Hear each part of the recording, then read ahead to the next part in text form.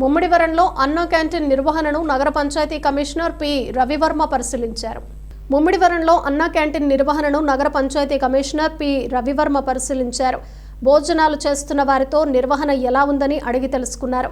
రుచికరమైన భోజనం అందిస్తున్నారని పేర్కొనడంతో నిర్వాహకులను కమిషనర్ అభినందించారు. ఉదయం, మధ్యాహ్నం, రాత్రి పూటల్లో రోజుకు 900 మంది అన్నా క్యాంటీన్ వినియోగించుకుంటున్నారని నిర్వాహకులు తెలిపారు. స్వయంగా ఆహార పదార్థాలు రుచి చూసి సంతృప్తి వ్యక్తం చేశారు.